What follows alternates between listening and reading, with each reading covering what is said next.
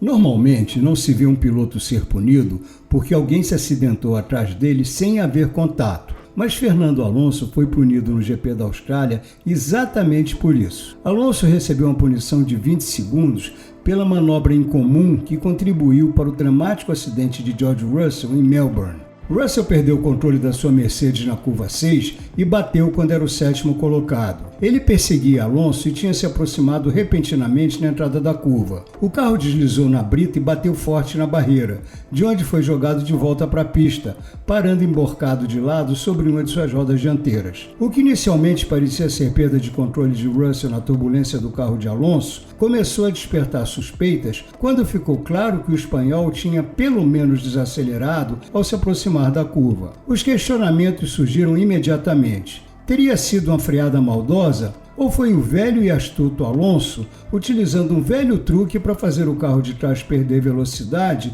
e o Russell foi pego de surpresa? Vamos deixar de lado as opiniões e comentários precipitados e analisar os fatos. Os comissários esportivos divulgaram os dados que os levaram a condenar e punir Alonso por direção perigosa. E neles estão os dados da telemetria que mostraram claramente o que aconteceu.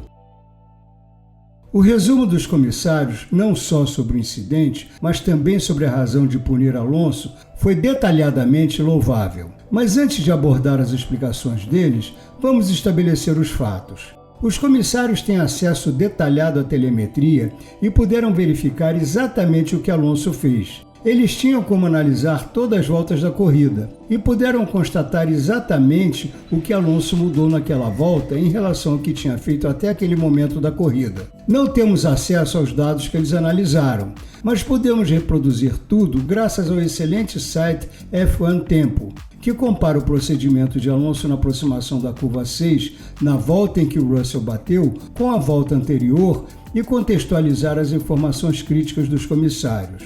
Se aproximando da curva 6, Alonso claramente aliviou o acelerador mais de 100 metros mais cedo do que em qualquer outra volta anterior. Ele chega a frear levemente. A telemetria não mostra a intensidade da freada, só mostra que o freio foi usado. Mas os comissários concluíram que foi uma freada mínima, não teria influenciado muito a desaceleração do carro. Mas se vê claramente que Alonso aliviou o acelerador e freou. Não só, ele reduziu para a 6ª marcha, em vez de permanecer na 7ª, como tinha feito em todas as voltas anteriores. Depois de desacelerar tanto, Alonso precisou reacelerar e engrenar de novo a 7ª marcha para chegar à curva. Alonso declarou para os comissários que pretendia mudar a aproximação da curva 6 naquela volta, desacelerando mais cedo para entrar na curva mais devagar e sair mais forte, mas cometeu um erro e precisou voltar a acelerar. Os comissários admitiram que os dados não eram suficientes para decidir se Alonso tinha intenção de perturbar Russell ou era simplesmente uma mudança de trajetória. É melhor que cada um tire suas próprias conclusões. Mas qualquer que fosse a intenção de Alonso, suas ações geraram, nas palavras dos comissários, uma velocidade de aproximação incomum entre os dois carros.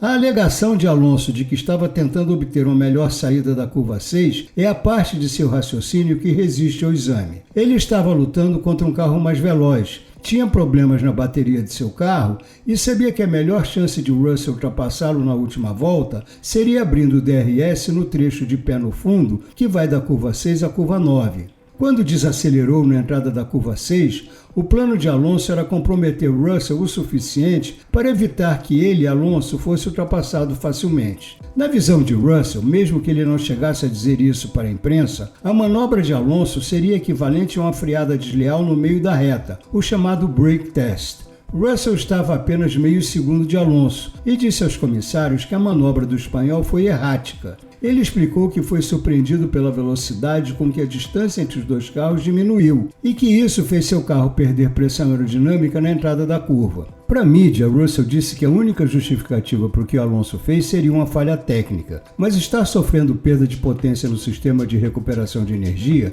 não explica a manobra que ele decidiu fazer naquela situação. Depois da reunião com os comissários, a Aston Martin adiou indefinidamente sua costumeira sessão de entrevistas pós-corrida com o chefe da equipe, Mike Crack. Isso só nos deixou com o comunicado oficial da equipe de que estava surpresa com a punição. Em outra parte do mesmo comunicado, Alonso afirmou que sua punição era decepcionante, que sua manobra não era nada mais do que uma corrida dura, mas justa, que qualquer piloto faria a mesma coisa e que com certeza não era perigoso. Mais tarde, Alonso postou uma defesa acalorada de sua pilotagem nas mídias sociais, inferindo que os comissários não têm o direito de questionar sua pilotagem, alegando que o acidente de Russell foi a única razão pela qual o incidente foi investigado e comparando a situação com suas pilotagens épicas do passado, dizendo que esse tipo de coisa é parte da arte do automobilismo. O problema é que, em sua defesa pública, Alonso omite um fato crucial que ele admitiu para os comissários. Muito atipicamente para os seus hábitos, Alonso admite que cometeu um erro. É importante lembrar que o veredito dos comissários revelou que ele tinha planejado desacelerar mais cedo e mais intensamente do que vinha fazendo naquela curva para maximizar sua saída, mas cometeu um pequeno erro e precisou tomar medidas adicionais para retomar a velocidade. Essa admissão anula inteiramente a defesa de Alonso, já que só se desacelera e reacelera deliberadamente na aproximação de uma curva de alta velocidade em períodos de safety car ou na volta de apresentação, não nas últimas voltas de um grande prêmio.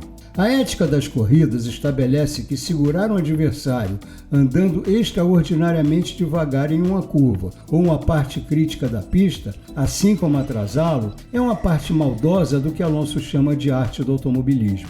Mesmo que se ache que as intenções de Alonso nesse caso eram inteiramente nobres e que ele de fato não pretendia prejudicar a corrida de Russell, ele no mínimo cometeu um grande erro de julgamento muito mais apropriado a um piloto amador sem experiência de Fórmula 1 do que a um bicampeão mundial considerado um dos melhores pilotos de sua geração. Os comissários foram muito claros ao afirmar que Alonso tinha o direito de alterar sua aproximação da curva e não podia ser responsabilizado pelo efeito da turbulência na Mercedes de Russell. Mas eles também deixaram claro que, como o próprio Alonso admitiu, que ele decidiu fazer uma coisa que por qualquer razão era extraordinária: desacelerar, frear, reduzir marchas e todos os outros elementos dessa manobra mais de 100 metros antes do que em qualquer outra volta e com uma intensidade muito maior do que seria necessário apenas para diminuir a velocidade um pouco antes do habitual para aquela curva. Por tudo isso, Alonso está absolutamente errado ao classificar esse incidente como trivial e compará-lo com algumas de suas grandes corridas do passado. Não foi uma defesa heróica coroada com uma tática particularmente inteligente. Foi um momento de loucura que não condiz com um piloto de sua estatura.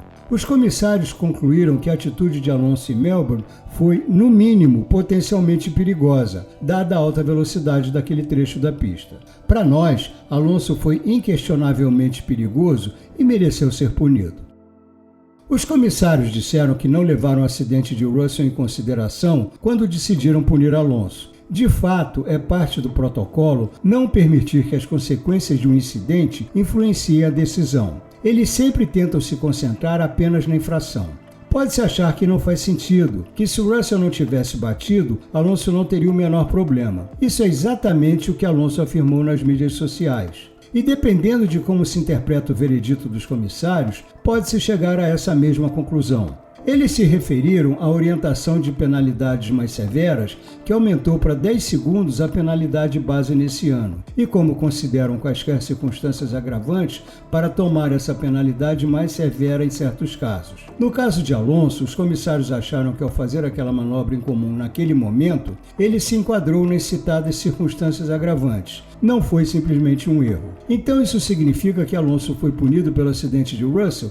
Não exatamente. A circunstância agravante se refere à severidade da infração, que gera uma situação potencialmente perigosa, e ela existiu, independente do fato de Russell ter realmente batido. Logicamente, a presença de Russell é um componente, porque é necessário um segundo carro ali para que Alonso tente uma manobra perigosa. Mas Alonso só foi julgado e punido pelo que ele fez até o momento em que Russell saiu da pista. Se Alonso tivesse mudado sua trajetória, ponto de freada ou a pressão do acelerador de uma forma menos severa, isso poderia ser visto como atrevido, implacável ou até correto. Ele foi além disso, e os comissários acharam que ele passou do limite. Às vezes, achamos que as consequências devem ser levadas em consideração, mas é bom que não sejam, porque isso faz com que pilotagens problemáticas sejam julgadas por si, e não apenas como reação a acidentes e a pilotos serem submetidos a risco de vida.